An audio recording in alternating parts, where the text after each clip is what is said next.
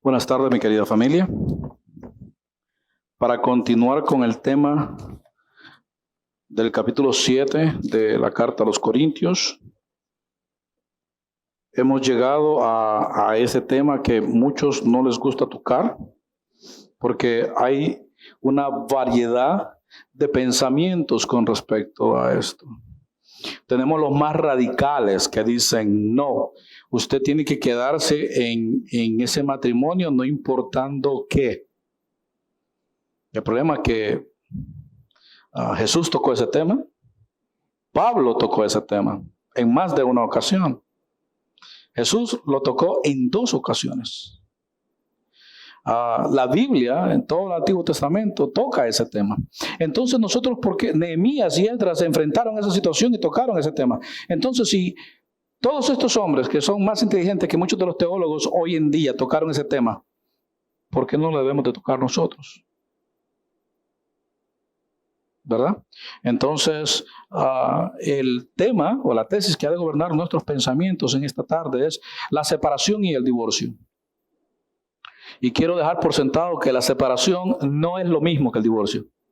Una persona puede separarse buscando o anhelando que su cónyuge eventualmente sea transformado por el Señor y entonces cambie y entonces pueda restituirse el matrimonio.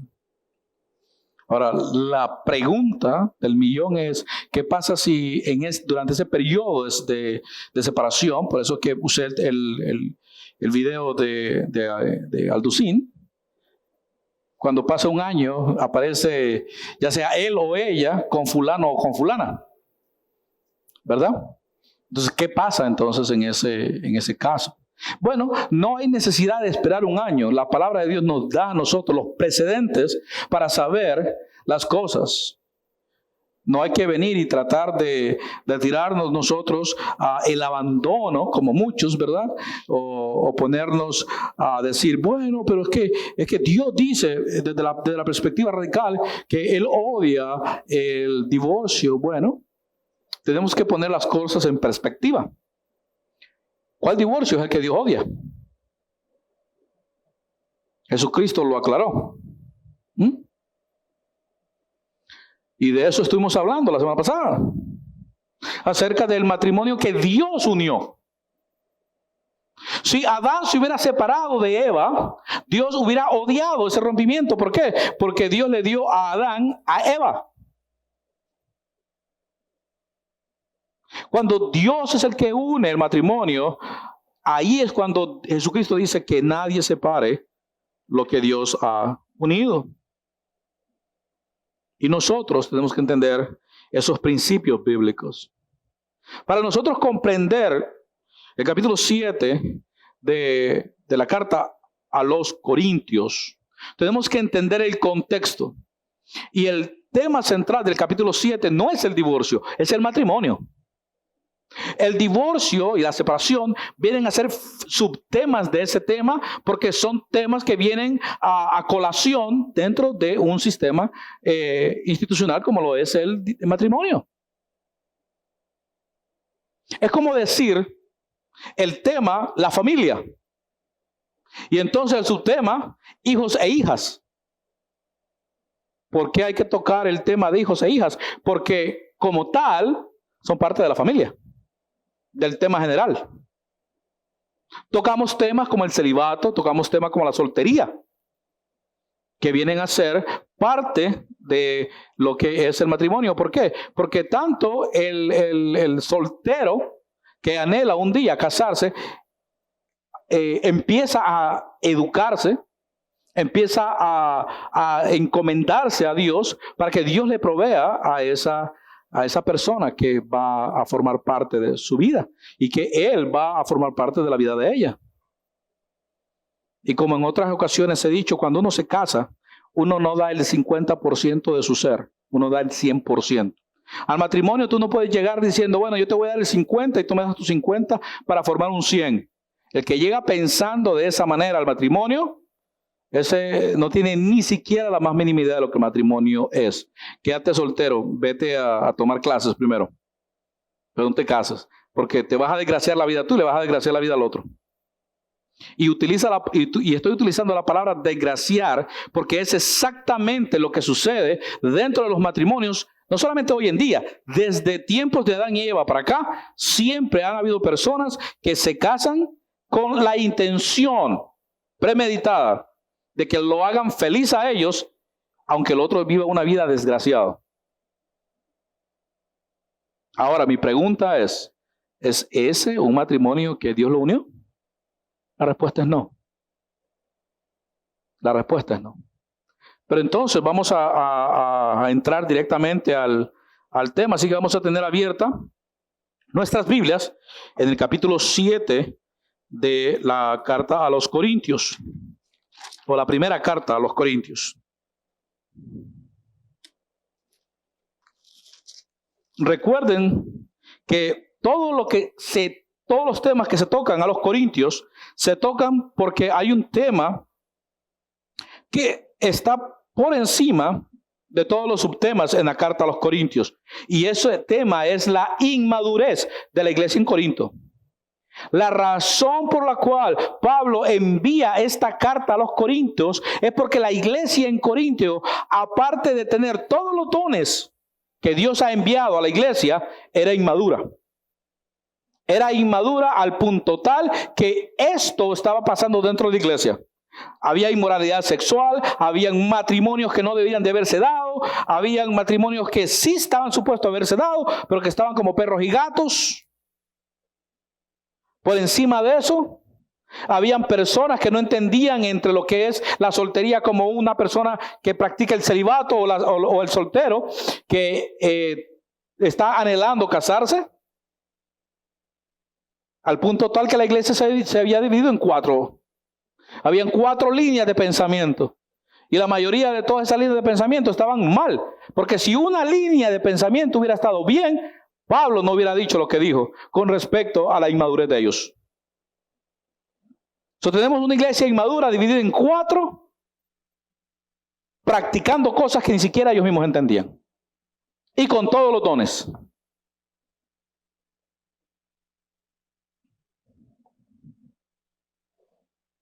Familia, el texto comienza aconsejando lo siguiente. 1 Corintios capítulo 7, versos del 10 al 11. No obstante, para los que ya están casados, tengo un mandato que no proviene de mí, sino del Señor. La esposa no debe dejar a su marido, pero si lo deja, que no se case de nuevo o bien que se reconcilie con él. Y el marido que no debe dejar a su esposa. Si leemos el contexto, y si recordamos el contexto, Pablo llega a esa determinación por lo que ha dicho en los versos anteriores, por lo que ha aconsejado al matrimonio dentro de los versos anteriores. ¿Cómo es que el matrimonio llegó a ser el matrimonio? Tema que estuvimos tocando la semana pasada. Pero ahora viene a surgir otro tema que es de mucha importancia. Y no solamente fue importante en el tiempo de Pablo, fue importante en el Antiguo Testamento, pero es importante hoy, porque la palabra de Dios es para el hombre de todas las eras. Familia, vivimos en una sociedad donde la mayoría de los matrimonios, sobre todo los matrimonios jóvenes, no se planean ni tampoco se proyectan proyectos en común. Es decir, como matrimonio, a pasar el tiempo y después de varios golpes, por descarte, piensan en algo en común y se dan cuenta que tener algo en común funciona. Pero de buenas a primeras, la mayoría de los matrimonios hoy en día no se proyectan cosas en común.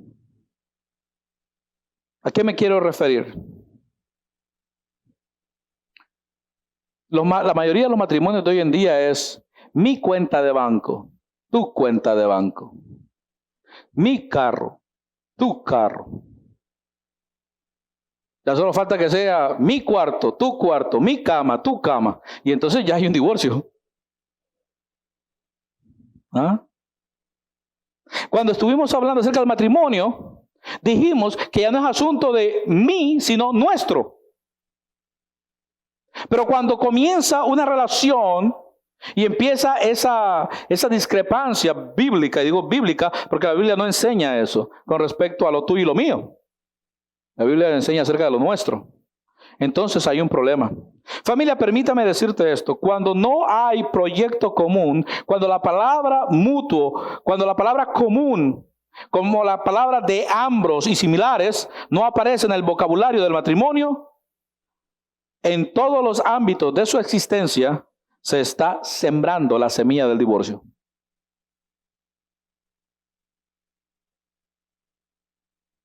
Ya que comienza a haber una separación de hecho. ¿Sabían ustedes que nuestros enemigos, Satanás, el mundo caído y la naturaleza pecaminosa, usan artimañas en formas directas e indirectas para atacar los sentimientos y provocar eventualmente rompimientos que conlleven como finalidad al divorcio en las parejas?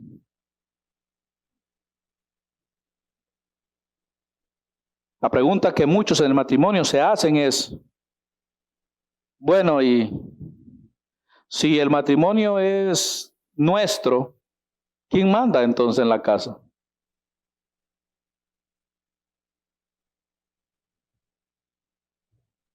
Esta pregunta, mi querida familia, se la hacen para que de algún modo le quede por sentado al cónyuge que para convivir él debe rendir pleitesía a aquel con el cual se casó. Mi querida familia, esto de decir quién manda en la casa proviene de egos agigantados, necesitados de atención y centrados en sí mismo. Y como ya lo he dicho antes, vienen al matrimonio con la idea de que los hagan felices y ya. Familia, el matrimonio no es un ejército donde uno es el general y el otro es el soldado raso.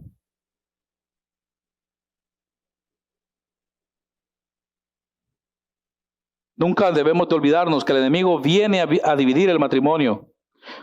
¿Por qué? Porque el proyecto del matrimonio es un proyecto divino que comenzó en la mente de nuestro Señor. Para el hombre, para la salud integral de la sociedad que iba a desarrollarse y sobre todo para el desarrollo saludable de la raza humana.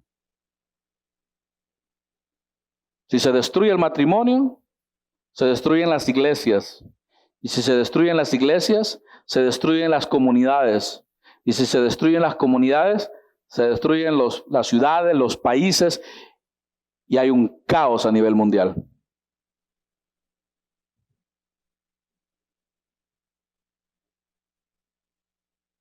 Satanás sabe muy bien que él no necesita atacar al mundo.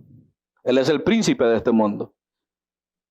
Él no necesita venir y destruir iglesias y atacarlas de frente. Él utiliza artimañas para atacar a los matrimonios.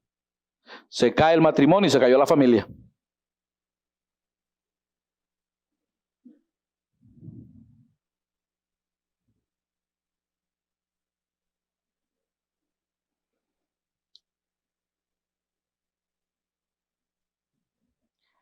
Bajo ningún concepto, mi querida iglesia, es la voluntad de Dios de que haya un divorcio entre un hombre y una mujer que Él haya unido. Alguien dirá, ¿y si Dios unió a una pareja y hubo adulterio, ¿podrá esa pareja continuar unida? La respuesta la encontramos en la boca de Jesús. Él dijo que nadie separe lo que Dios ha unido, ni siquiera el adulterio. Y no tengo que ahondar en la palabra adulterio porque todo el mundo la conoce. Después del casamiento, Jesús mismo dice en Mateo 19:6, como ya no son dos, sino uno, que nadie, y ese nadie es un absoluto, nadie, absolutamente nadie, separe lo que Dios ha unido. No que Él me levantó la voz, nadie separe lo que Dios ha unido. No, pero es que Él a veces se comporta de esta o de la otra manera. Nadie separe lo que Dios ha unido. No, que ella ya no me cocina como antes. Que nadie separe lo que Dios ha unido. Y aquí viene la pregunta del millón. ¿Por qué entonces se quieren separar? No es porque Dios no los haya unido, sino que se han olvidado de las responsabilidades que como partes de ese matrimonio cada uno tiene. Ya nadie quiere asumir responsabilidades. A la mujer se le olvidó que ella vino al matrimonio con la mentalidad: voy a hacer feliz a este hombre que no se lo merece. Y al hombre también se le olvidó: yo voy a hacer feliz a esta mujer que tampoco se lo merece. Porque el amor en su totalidad no es un sentimiento, es una decisión. Desde la eternidad pasada, Dios decidió amarnos. Y si el amor de Él está en nosotros, también tiene que ser una decisión. Yo he decidido amarte aunque tú no te lo merezcas. Cuando es un matrimonio que es unido por Dios, ambos vienen con ese deseo y con esa necesidad. Y eventualmente empieza en ellos a surgir un sentimiento con respecto a las cosas mutuas. Y cuando menos se dan de cuenta, dicen: wow, ahora entiendo.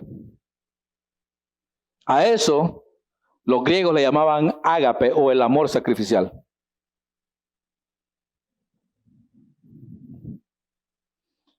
Pero regresando a Mateo 19, después del verso 6, vemos que Jesús continúa hablando.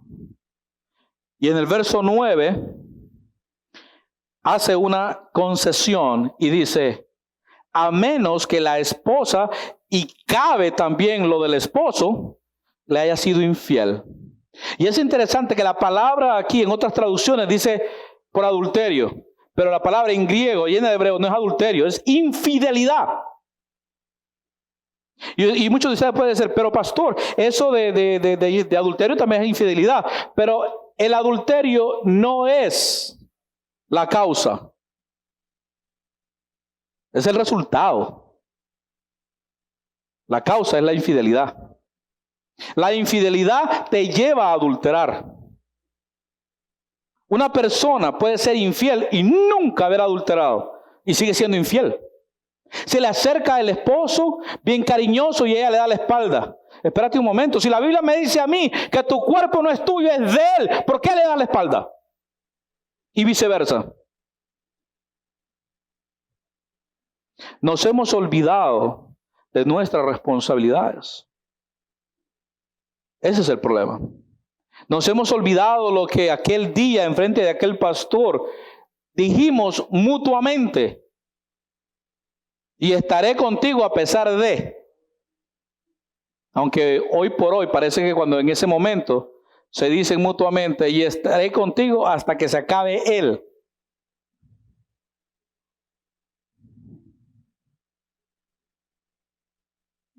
Volvemos entonces otra vez. A menos que el cónyuge le haya sido infiel. Familia, si la persona se separa por causa de la infidelidad de la otra parte y se casa luego con otra persona, déjenme decirles que no está cometiendo adulterio. Como repito, vuelvo y repito, el adulterio es el resultado y no la causa, ya que la causa es la infidelidad. Y la gran pregunta que todos deben de hacerse es, ¿cuándo comenzó la infidelidad? Y déjenme decirles que la infidelidad nunca comienza en el matrimonio. La infidelidad comenzó antes del matrimonio. ¿Se acuerdan cuando estábamos aprendiendo acerca de la soltería? Cuando venimos a casarnos por intereses que no son los que Dios ha puesto en nuestro corazón. Ahí es cuando comienza la infidelidad. ¿Por qué? Porque estamos llegando al matrimonio buscando algo en vez de dar algo. Venimos al matrimonio a recibir y no a dar. Como muchos en las iglesias. Yo voy a tal iglesia porque ahí me buscan en la casa, hay programas, hay esto, hay lo otro, y yo puedo recibir. Y se le hace la pregunta, ¿no? ¿Y usted qué da en esa iglesia? Bueno, como hay de todo, ellos no me necesitan. Bueno, ¿usted por qué no mejor se cambia a una iglesia donde la necesitan entonces? No, esas no me gustan. Y lo mismo sucede en el matrimonio. Venimos a que nos sirvan, no a servir. Venimos a que nos den, no a dar. Y familia, eso no viene de Dios. Eso no viene de Dios. Cada persona que se hace llamar cristiano y no asume sus responsabilidades, déjeme decirle que debería de cuestionar su cristiandad. Porque a servir nos ha llamado Dios. Y en el matrimonio, eso es imperativo categórico. Y aquellos que no entendieron la expresión, es muy, pero muy importante. No es negociable. Ahora bien, ¿qué pasa cuando un hermano o hermana tiene un cónyuge que no es creyente? Bueno, esto debemos verlo a la luz de la Escritura y es lo que el contexto nos va a enseñar. Y por favor, no quiero que por ahí anden diciendo que el pastor dijo que la Biblia dice que nos da autorización para que un cristiano se case con un no creyente. No estoy diciendo eso. Estoy diciendo de que si dos personas no eran creyentes y uno se hizo creyente, entonces ese es el matrimonio donde hay un creyente y un no creyente. Pero si usted es creyente, mi consejo es no busque un no creyente. Porque usted técnicamente se está casando con el enemigo. Y no espere nunca que un no creyente se comporte como un creyente, porque eso nunca va a suceder. Nunca espere que una cabra se comporte como una oveja, jamás. Y muchas veces, mi querida familia, muchas veces yo veo hermanas que sus esposos no son creyentes, anhelando que sus esposos se comporten de una manera distinta. Y les voy a decir una cosa, nunca lo van a hacer. Porque hasta que el Espíritu Santo no los resucite espiritualmente, siguen muertos en sus delitos y pecados. Y una persona muerta en sus delitos y pecados va a continuar viviendo una vida como él quiere. Porque desde su perspectiva, él está haciendo las cosas bien.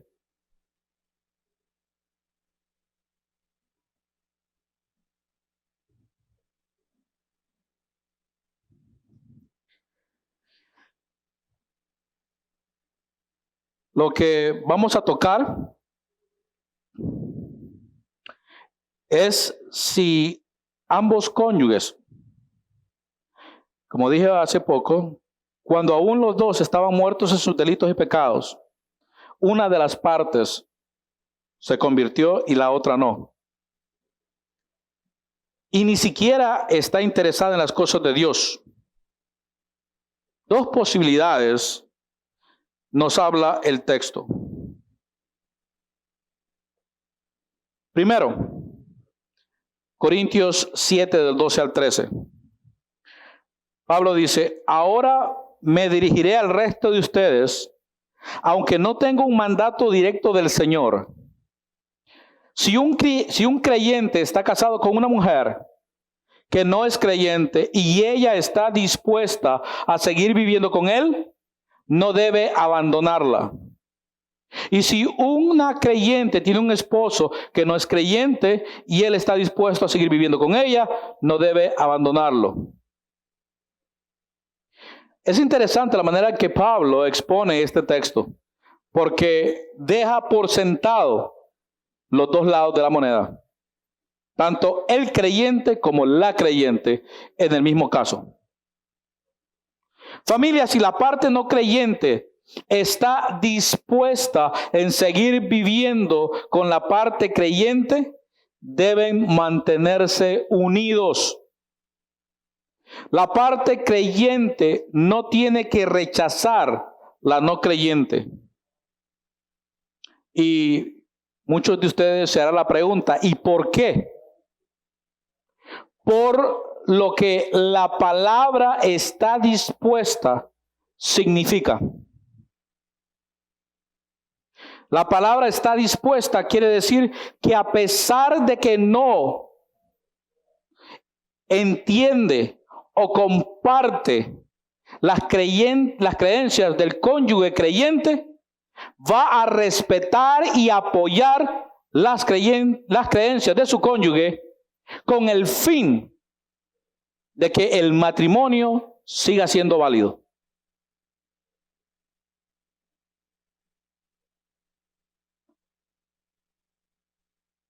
No olvidemos, familia, que aunque la parte no creyente no tiene la luz necesaria para entender todo lo que significa el matrimonio, tiene un sentimiento de amor, ya sea eros, ya sea estorge, o ya sea fileo, para con su cónyuge y para con sus hijos. Por esta razón es que no se disfruta al máximo lo que es el matrimonio con un cónyuge no creyente. Vuelvo y repito, la expresión está dispuesta. Implica que el no creyente va a respetar y apoyar las creencias del creyente.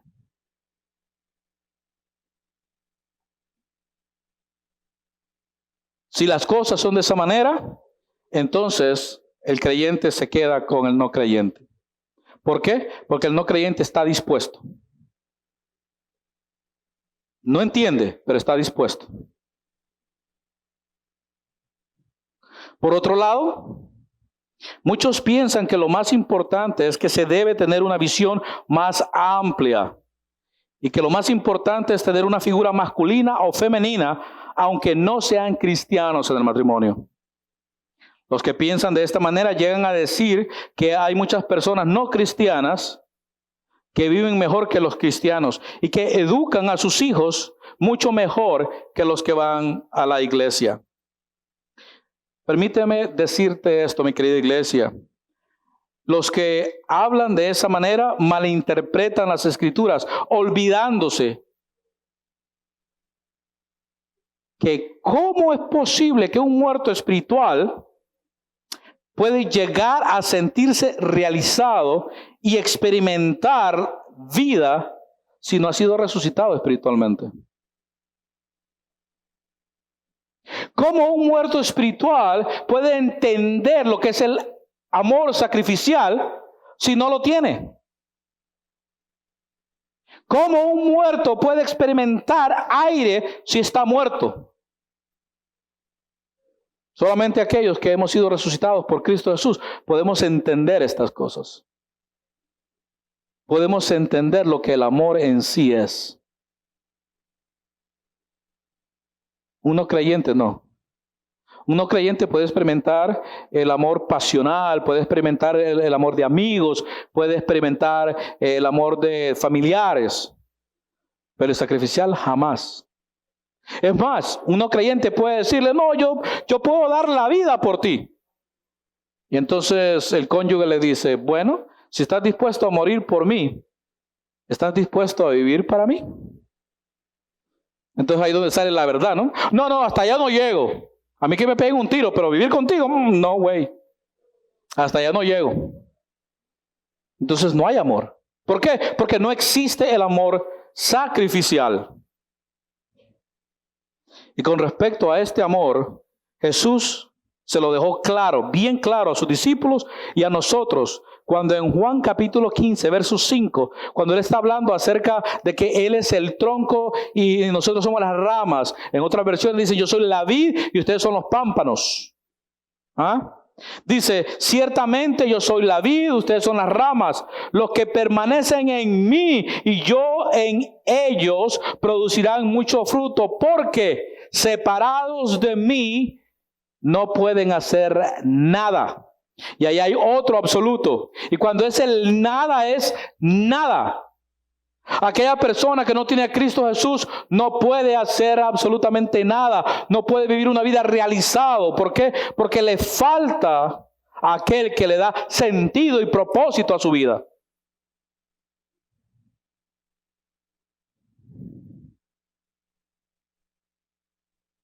Y aún a nosotros los cristianos nos lo dice. La permanencia en Él, la permanencia en su escritura, la permanencia en su relación, la permanencia en su amor, la permanencia en decir, yo soy, mi amado Señor, tu siervo, y por lo tanto yo haré todo lo que tú me dices a mí que yo haga. La semana pasada alguien me preguntó acerca de la soberanía de Dios y la posición del ser humano.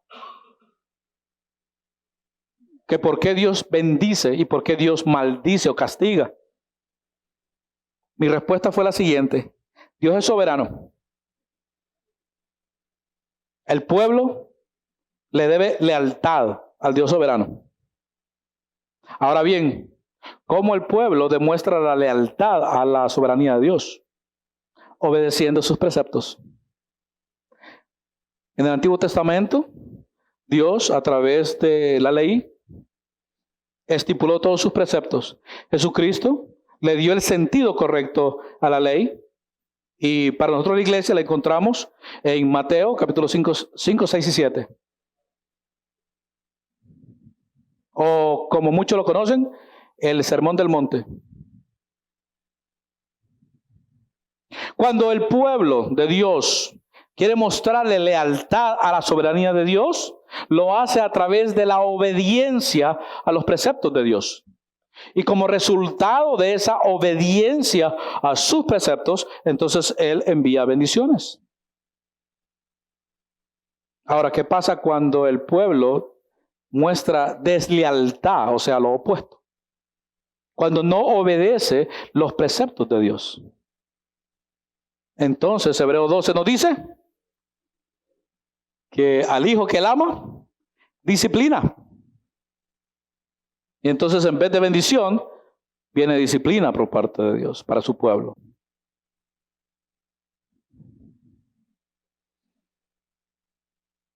La persona que me hizo la pregunta me dijo, wow, yo nunca me lo imaginé de esa manera. Y yo le dije, y desde Génesis hasta Apocalipsis vas a encontrar eso todo el tiempo. Y Dios obra con su pueblo de una manera santa, porque Él es santo.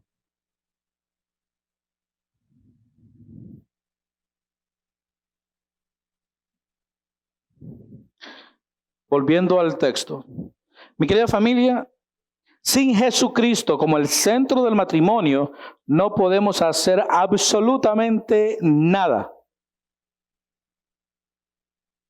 Por eso un matrimonio constituido por el hecho de que una de las partes no comparta la misma fe, pero que está dispuesta a respetar y apoyar la fe del cónyuge, nunca debe de ser descartado. Al contrario, debe permanecer.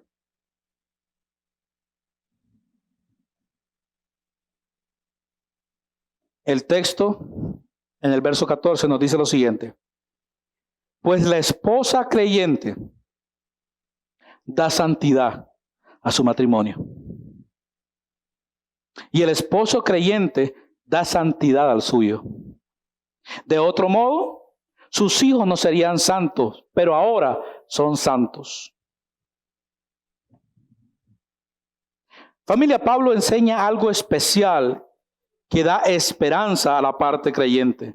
Le dice que no es pecado tener un cónyuge que no sea creyente, porque la parte no creyente queda santificada por la parte creyente. Muchas mujeres creen que no pueden tener relaciones con sus maridos no creyentes, porque él es mundano y ella es santa. Pero la expresión que nunca debemos de olvidar es está dispuesto. Esto implica de que el marido que está siendo santificado por causa de la mujer, o la mujer que está siendo santificada por el marido, va a respetar lo que Dios ha dicho con respecto a la sexualidad. Y por lo tanto no va a ponerse a inventar cosas que practican la gente del mundo. Volvemos otra vez. La palabra está dispuesto.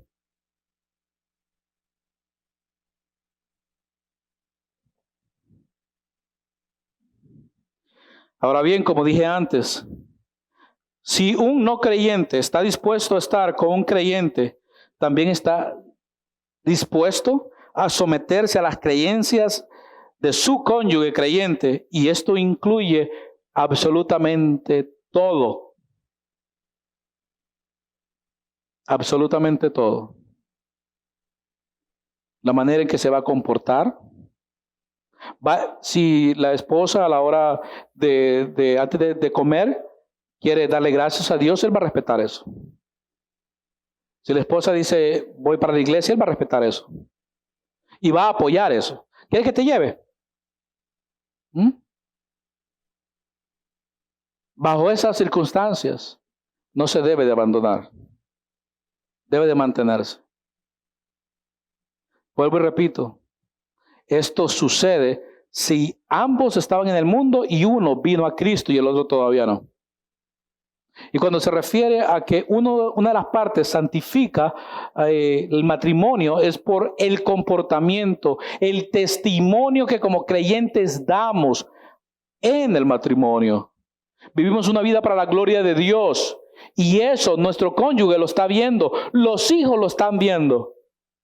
Pero si usted no vive una vida para la gloria de Dios, créame que ni el cónyuge ni los hijos van a querer jamás de la vida aparecerse por una iglesia.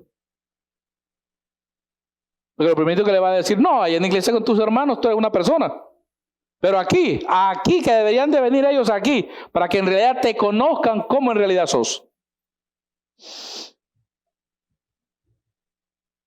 Y el problema es ese. Que muchos creyentes nos comportamos de una manera en la iglesia, pero en la casa nos comportamos de otra manera. Como algo que siempre contaba el reverendo Ramos, de que una niñita en una ocasión se le acercó y le dijo a él, pastor, ¿usted cree que nos podemos mudar toda mi familia y yo aquí al edificio, a la iglesia? Y le dijo el pastor así bien cómico, pero ¿y por qué usted me dice eso? Oh, es que aquí es el único lugar donde papá y mamá no pelean. Óigame. Tenemos que vivir una vida a la altura. Tenemos que vivir una vida para la gloria de Dios. Tenemos que vivir una vida teniendo claro que Él es soberano y nosotros le debemos rendir lealtad al soberano Dios en todo lo que hacemos, incluyendo en el matrimonio.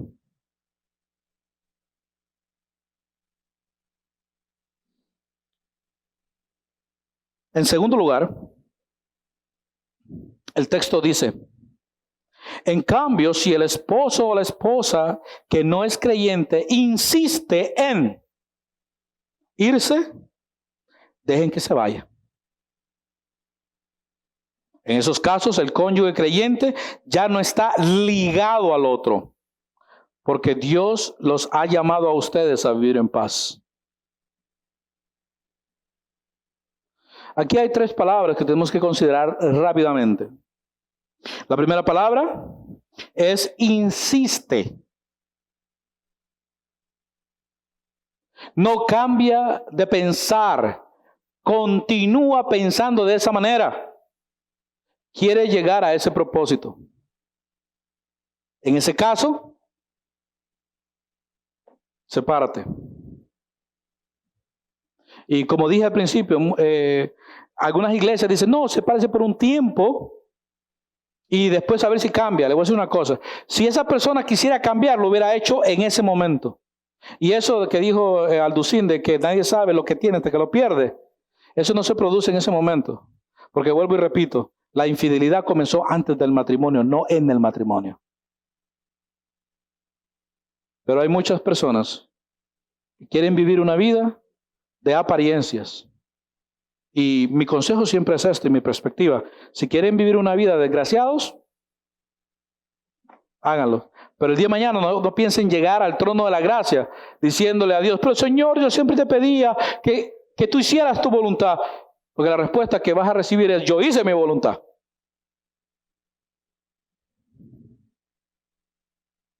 Tenemos que estar claros quién Dios es. La segunda pregunta que tenemos que tomar en consideración es la palabra ligado. Esta palabra ligado tiene que ver con la palabra unido que aprendimos la semana pasada. Soldado, fundido, ya no estás. Es interesante, porque tiene que ver, pero no es lo mismo.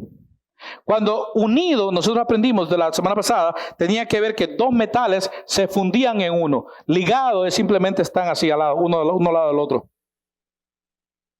Y es interesante que Pablo utiliza esta palabra como para recordarnos a nosotros a qué nos trajo Dios.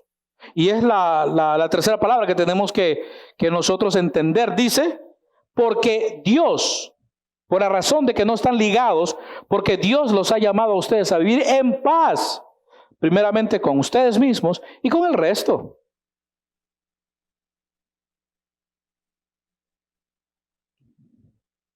Tenemos que entender en qué situación nos encontramos antes de tomar las decisiones que tenemos que tomar.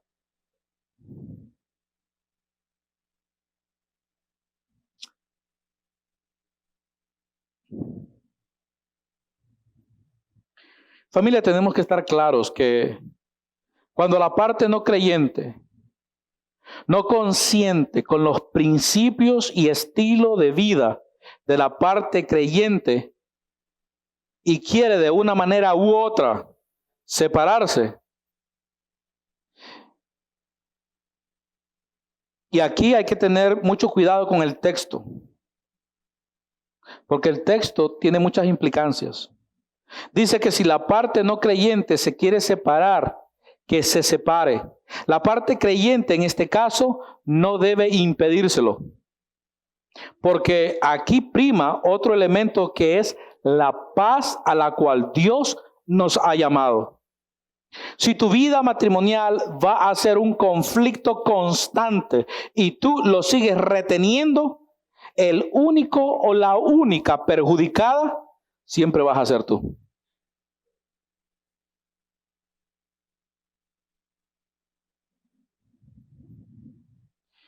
Porque va a ser de tu vida una vida imposible de encontrar paz. Y si hay hijos, la cosa es peor. Porque entonces los hijos están recibiendo como esponjas y absorbiendo como esponjas todo este material, todos estos sentimientos y todo este vocablo, por así decirlo, que se desenvuelve dentro del matrimonio. Y a la final ellos son los más perjudicados. Por esa razón muchos muchachos después deciden no quererse casar. Yo tuve un amigo, lo considero todavía mi amigo. Lo conocí por muchos años. Es más, llegó a ser novio de una de mis primas. Y tú le hablabas a este varón acerca de casarse y te decía, ¿qué? ¿Casarse? 3 cruces decía. ¿Por qué? Porque él experimentó la vida que llevó su mamá con su papá. Y de ambos. Y iban a la iglesia. Y lo que vio fue una hipocresía a niveles increíbles. Y a la final me decía, no. Estuvo 10 años de novio. Y el día que mi prima le dijo, bueno, entonces que cuando usted se va a casar, yo le dije a ella, óyeme, si tú pasas 10 años de novio y la persona nunca te dice que se va a casar contigo, que no se quiere casar. ¿Ah?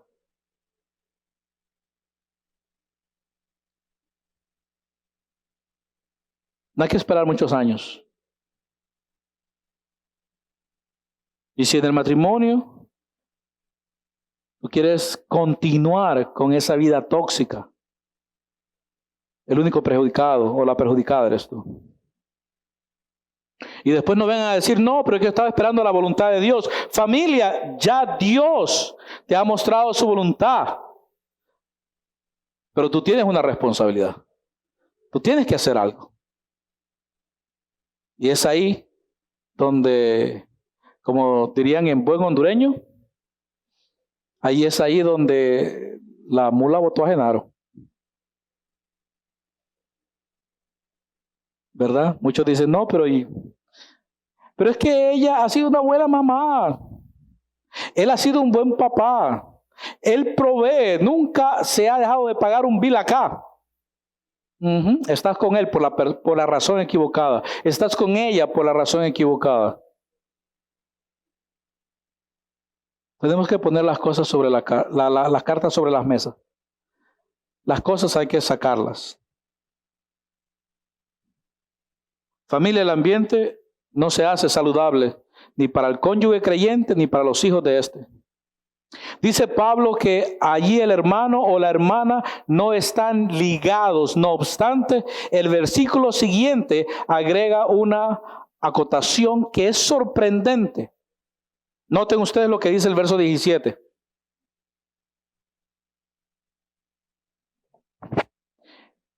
Rápidamente, dos preguntas. ¿Acaso ustedes, esposas, no se dan cuenta de que sus maridos podrían ser salvos a causa de ustedes? ¿Y ustedes, esposos, no se dan cuenta de que sus esposas podrían ser salvas a causa de ustedes? Pero acordemos, está hablando acerca de un creyente y un no creyente.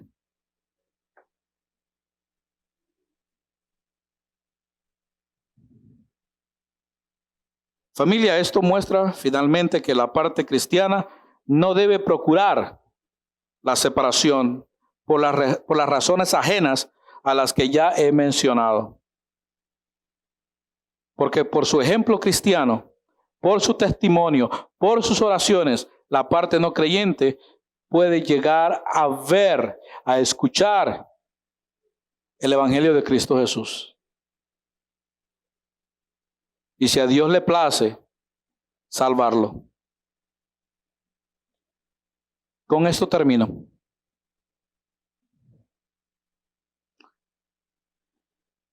La concesión de la cual habla Jesús en Mateo 19 y en Marcos, con respecto a la dureza del corazón, es con respecto al divorcio dentro del pueblo de Dios. Ya no estamos hablando de un no cristiano y de un cristiano. Y en esto sí estoy de acuerdo con Alducín. Cuando el matrimonio es tóxico, cuando el matrimonio se ha vuelto insoportable, donde ya hay faltas de respeto, donde las personas se dieron de cuenta que en realidad Dios no unió ese matrimonio, pero que ahora ambos son cristianos, deben de tomar en consideración esto. Van a continuar viviendo de apariencias o por amor a Dios primeramente y entre ellos como hermanos en Cristo Jesús buscar una solución al asunto, ya sea arreglar los asuntos matrimoniales y buscar el proyecto común, o cada quien rehaga su vida buscando primeramente la gloria de Dios para él y para ella. Yo sé que cuando uno habla acerca de divorcios es un tema bastante duro porque a nadie le gustaría ver una pareja que uno admira que se separe. Pero es peor que una pareja viva por apariencias, sabiendo que Dios nunca los unió, que se llevaron bien por muchas cosas que tenían en común, por muchas cosas, por muchos intereses que tenían en común. Pero recuerda esto, familia, que si tú te casaste con una persona por un interés común que no sea la gloria de Dios, cuando ese interés común desaparezca o sea quitado, ya no hay nada que te una. Y como ya no hay nada que te una, vas a vivir una vida desgraciada y desgraciada. Analiza, piensa, ora, pídele a Dios. En la relación en donde estoy o en la relación donde voy a estar, aquellos que piensan casarse, ¿viene de Dios o yo me metí en esto? Recuerda que lo que importa es que como pueblo de Dios debemos darle la gloria a Dios, sin olvidarnos que sin Cristo como el centro de todo lo que nosotros hacemos, nada podemos hacer. Oremos. Mi amado Señor, gracias te doy porque una vez más nos has hablado a través de tu palabra con respecto a este tema del divorcio. No solamente, Padre eterno, el hecho de una pareja que uno es cristiano y otro no es cristiano, pero también parejas de cristianos, Señor, que cuando estaban en el mundo pensaron que tú fuiste el que los uniste. Porque a la larga, mi amado Dios, lo que tú unes, nadie lo puede separar, absolutamente nadie. Ni las ofensas más grandes, ni lo peor de lo peor, porque nadie nos puede arrebatar del hueco de tu mano. Pero ¿y qué de aquellos que tú no has unido, mi amado Dios?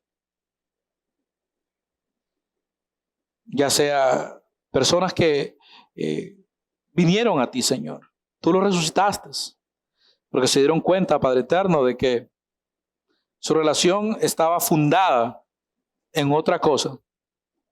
¿Qué de eso? Mi amado Dios, te pido del fondo de mi corazón que tú traigas paz y tranquilidad a los matrimonios, no solamente de esta iglesia, pero de tu iglesia a nivel mundial, Padre eterno.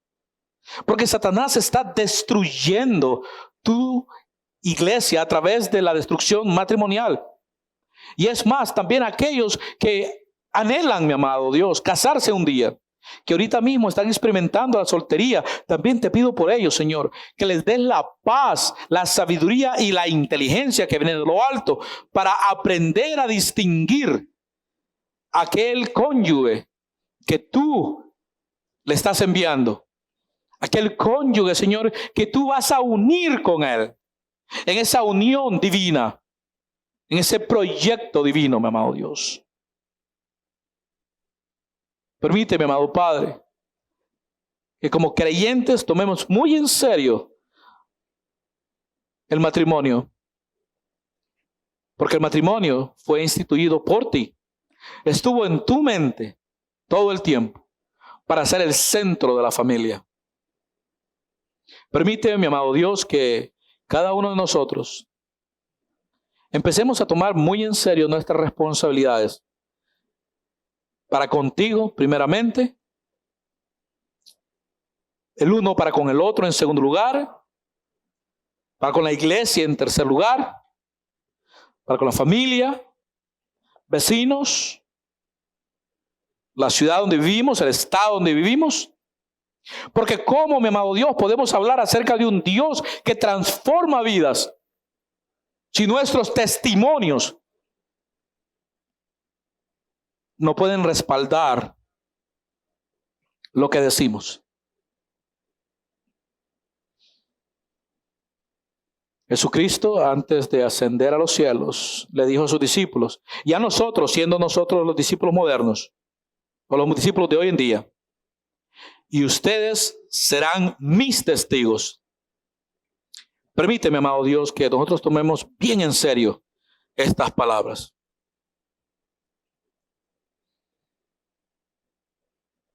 Amado Padre,